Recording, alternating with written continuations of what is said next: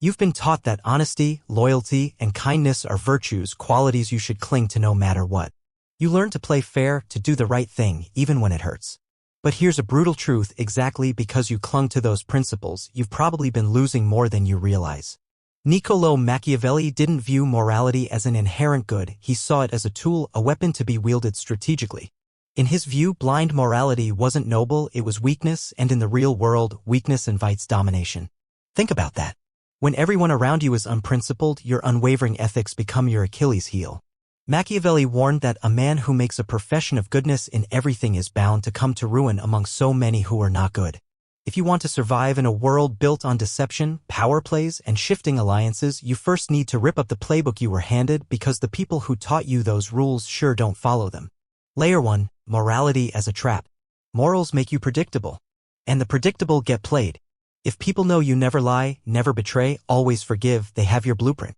They'll design situations where your values backfire. You're too loyal to walk away, too honest to protect your own interests, too kind to hit back. Meanwhile, they exploit every gap in your code. What's the solution? Never broadcast your values. If your opponents can't read your moves, they can't set traps. Instead, be fluid, capable of looking virtuous while doing whatever it takes behind the scenes. Power belongs to the unreadable, not the righteous. Morality without power is like bringing a knife to a gunfight. Appear moral, don't be moral. Machiavelli's advice: it is better to appear moral than to be moral. Why? Because the appearance keeps people's trust, and the lack of real restraint keeps you free. If you must choose between seeming cruel or being crushed by kindness, pick cruelty, strategically, not savagely. The goal isn't to enjoy hurting people, it's to protect yourself. Have you ever tried reasoning with someone toxic, hoping they'd see your kindness and change? That's morality without leverage, it's feeding wolves by hand. The morals you grew up reciting, turn the other cheek, forgive and forget, were never universal virtues, they were behavioral shackles to keep you obedient. The Prince wasn't a self-help book for the masses. Machiavelli wrote for rulers, not peasants. He didn't tell princes to be kind, he told them to cultivate the illusion of kindness. A successful leader must be a fox to spot traps and a lion to scare off threats.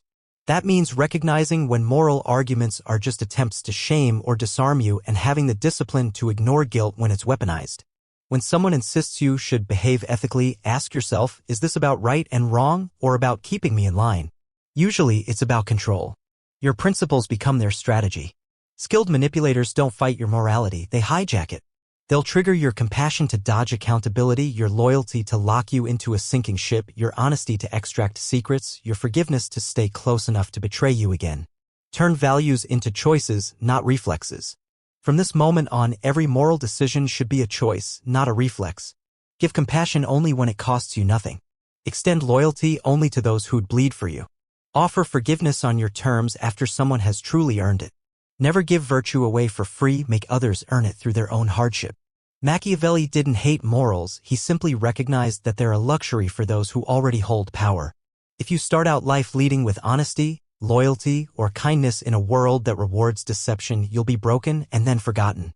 The power of the moral mask. Here's the next twist: those who appear moral often hold more power than those who are moral.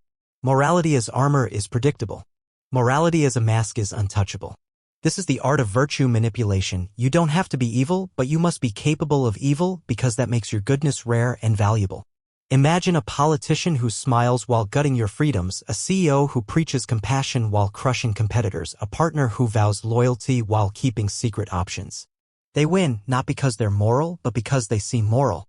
They let you project your values onto them, then rewrite the rules behind your back. Morality is theater. You're the lead actor. People don't care if you're truly good, they care if you look good.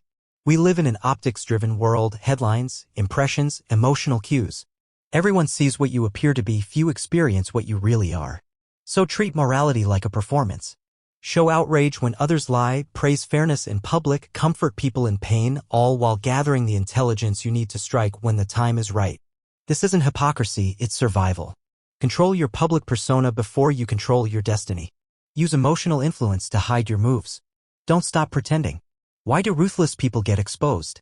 They stop pretending. They forget that perception is everything. The best strategy: do something so brutal that no one expects it from a person as kind-seeming as you. When they least suspect, reveal your true strength. Use morality to control the narrative. While others play moral cops to shame and disarm, you can wield morality to shape how people think. Accuse your rivals of unethical conduct you don't really care about. Frame yourself as the one trying to do the right thing, even if all your actions are coldly calculated. People care more about what feels wrong than what works poorly. They'll crown you a hero before they catch a glimpse of the blade you've hidden. That's the power of emotional optics. You control the story, they just react. Reframe guilt into dominance. When someone tries to shame you, how could you do that? That's not right. Don't argue morality. Reframe the entire debate. Say, I did what was necessary, or you're talking about ideals, I'm talking about results. They argue virtue, you argue outcomes. You deflate their outrage and show the crowd who's really in control. Machiavelli never defended himself on moral grounds. He shifted the frame, made his opponents look like zealots, and let the public see him as the reasonable one. Now that you know how to wear morality like a mask, it's time to learn how to turn the tables when someone else tries to use morals against you. Flip guilt into dominance. When the moral mob surrounds you, lecturing, shaming, demanding you do the right thing, don't defend yourself on their terms. Defending implies you accept their frame. Instead, shift the conversation. I understand your values, but my priority is results. Label their passion as emotional overreach. You're letting feelings drive this debate, or this is business, not a sermon. By reframing, you expose them as zealots and position yourself as the calm authority. You don't argue virtue, you argue outcomes. Decode moral language. Watch for the classic bait-and-switch phrases. A good person would means I want you to submit. Don't you care? Means I'm weaponizing your empathy. If you were truly loyal means I need blind obedience. When these pop up, call them out. Respond with a neutral statement. Loyalty isn't blind obedience, or compassion without standards becomes weakness. By naming the tactic, you strip it of power. Strategic moral delay. Timing is everything. Let the world believe you're guided by ethics until it stops being convenient. While they relax their guard, you gather intelligence and sow confusion. Turn the other cheek 3 times, let them think you're powerless, then strike when they least expect it. This isn't reckless betrayal, it's surgical precision. You respect the performance of morality until the very end, then reveal the truth of your power. The final internal weapon, guilt as a leash. Understand that guilt is only valid when you actually break real rules, not imaginary ones. People use guilt to muzzle your independence, to make you prioritize their emotional needs over your success. The cure isn't becoming heartless, it's recognizing when guilt is deserved and when it's just a leash. Next time someone tries to guilt trip you, ask, did I break an actual agreement, or am I just making you uncomfortable? If it's the latter, you're free to walk away. Building your Machiavellian code of ethical power. You've seen how morality can trap you and how to wear it like armor or a mask. Now let's talk about crafting your personal switchblade ethics. Situational honesty. Ask, will telling the truth advance my goals? If yes, be transparent. If no, lie strategically. Deception is just another tool. Selective forgiveness. Offer it sparingly and on your terms. Forgiveness should feel like a reward, not an expectation. Conditional loyalty. Invest loyalty only in people who have proven themselves under fire. Others remain provisional allies, no blind devotion. Controlled compassion. Show empathy to gain trust and intelligence. Withdraw it when it exposes you to risk. Calculated cruelty. Use it when necessary to maintain order and respect, but never when it weakens your position or fuels backlash. Your values become tactical levers you flip based on stakes, opponent, and long-term payoff. They're not fixed commandments, they're performance settings. Fear versus love, the long game. Machiavelli famously said it's safer to be feared than loved if you can't be both. But the ultimate Machiavellian prize is to achieve both. In the early game, prioritize unpredictability and fear to secure your position. In the middle game, selectively earn trust by delivering advantages to key allies. In the late game, practice selective virtue, rare acts of generosity that make your reputation legendary. When people know you can destroy them but choose kindness instead, your mercy becomes priceless. Master the optics of power. Public perception is your battlefield. Headlines, social media, casual conversations, every interaction is an opportunity to reinforce your mask. Donate to charity while expanding your empire. Praise unity while undermining opponents behind the scenes. Admit minor faults to distract from major ones. Frame your actions as principled even when they serve ruthless aims. Control the narrative so that your potential for cruelty is whispered but your kindness is celebrated. Psychological immunity to shame. Develop a mental shield thick enough that no one's judgment can penetrate it. When confronted with accusations you've changed, you're cold, you've lost your soul, don't flinch. Smile and reply, change is necessary or my priorities have evolved. By refusing to defend from guilt's pulpit, you maintain control of the conversation and of yourself. The art of the hidden blade. Always leave them wondering what you'll do next. If they think they know your values, they can predict your moves. If they think you have no values, they see you as a savage with nothing to lose, and that scares them. The ideal myth is that you have a moral code, but nobody truly knows it. You become unreadable. Timing your ruthlessness. Ruthlessness without timing is merely brutality. Mercy without leverage is weakness. Combine them by waiting for the perfect moment after they drop their guard to reveal your true strength. This could mean a business rival not suspects you'll undercut them after years of cooperation, or a friend doesn't see your endgame until they're already outmaneuvered. Maintaining your soul, optional. Some argue that living this way corrupts your inner self. Machiavelli would say your inner self is irrelevant to the world's game. But if you value maintaining integrity in private, compartmentalize your actions.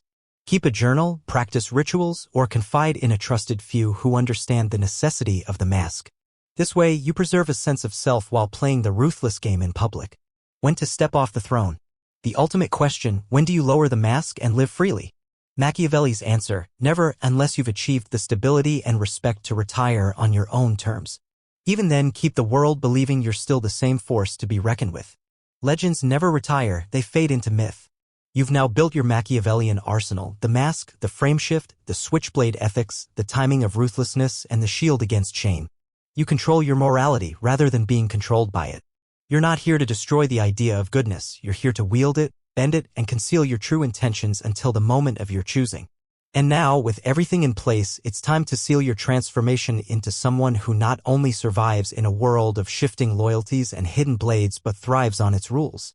You've learned to keep your values hidden until you choose to reveal them. Now, let's talk about building a personal Machiavellian credo, your private constitution of power. 1. Make every value conditional. Don't let any principle become an unbreakable law. Instead, treat honesty, loyalty, compassion, and even mercy as tactical options. When honesty advances your agenda, speak the truth. When deception secures your interests, lie without remorse. Loyalty is a currency you spend on high-investment allies, not on every passerby. Compassion is a negotiation tool, show it when it pays dividends in influence. 2. Calibrate fear and respect. Absolute fear breeds resentment. Absolute kindness breeds contempt. Your aim is to find the dynamic equilibrium that keeps people on their toes. Use fear sparingly, enough to remind others you're not to be trifled with, but never so much that they form conspiracies to topple you. Sprinkle acts of generosity to remind them that your power can be a blessing, not only a threat. 3. Master the art of the reveal. The greatest trick is to let others see your hand only when the pot's already in your grasp. Operate in shadows, make decisions behind the scenes, let your emissaries speak for you, and maintain an air of plausible deniability. Then, at the critical moment, step forward and take credit.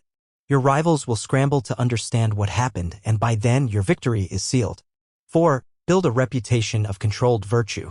Your legend is your most formidable weapon. Perform small, strategic gestures of virtue, donate to a cause, defend a fair point, mentor an underling, and let the public narrative solidify around them. Meanwhile, your actual conquests happen out of sight. When people hear your name, they'll recall your few acts of kindness and assume your entire character mirrors them. That assumption is your camouflage. 5. Keep your circle tight. Shared power is diluted power. Surround yourself with a handful of fiercely loyal confidants, people who've proven their value under fire and whose silence you can trust. Everyone else is expendable, a pawn at best. Cultivate relationships of convenience, not devotion. When alliances outlive their usefulness, let them quietly expire. A small inner circle keeps your true intentions discreet. 6. Weaponize information. Knowledge is the most efficient form of leverage. Gather intelligence relentlessly, personal weaknesses, financial dependencies, hidden grudges, and store it like ammunition. You don't always have to fire, often the mere threat of disclosure is enough to bend opposition to your will. Never underestimate how much power comes from knowing more than you reveal. 7. Time your moves with precision. Ruthlessness without timing is wasteful, and kindness without leverage is meaningless. Always ask, what's the optimal moment to strike or to show mercy? If you reveal your sharp edge too soon, you scare people into hiding. Too late, you miss your window. Patience is not passivity. It's the art of waiting until your opponent's defenses are at their thinnest. 8. Develop an emotional armor. People will try to shame, guilt, or guilt trip you to manipulate your actions. Cultivate indifference to all but genuine threats. When someone accuses you of cruelty or selfishness, respond with a shrug, actions have consequences, or I won't apologize for pursuing my goals. The less you react to emotional pleas, the less power they hold over you. 9. Maintain a private sanctuary. Even Machiavelli recognized that power used relentlessly can erode the self. If you value some sense of integrity or sanity, create a hidden refuge, a journal, a small group of trusted advisors, or a personal ritual that reinvigorates your spirit. This compartment protects your private self from the relentless demands of your public persona. 10. Remember the endgame. Everything you do should serve long-term security and legacy. Ask yourself after every strategic choice, will this extend my influence or expose me to new threats? Short-term gains that undermine your position are fool's gold. True Machiavellian mastery is building a fortress, both reputational and literal, that stands when you're gone. You were raised to see morality as a chain. You've learned to wear it like armor, wield it like a mask, and discard it like a weapon. Now, you stand on the brink of real freedom, not the naive freedom of doing whatever you want, but the strategic freedom that comes from commanding respect and fear in equal measure. In the end, the world doesn't reward saints. It remembers survivors. It honors the rulers who could make others believe in their goodness while moving pieces on a hidden board. It elevates the masters of perception, the architects of influence, and the orchestrators of destiny. You're not here to be a martyr. You were born to be a monarch. Let them clutch their purity. You'll hold the throne,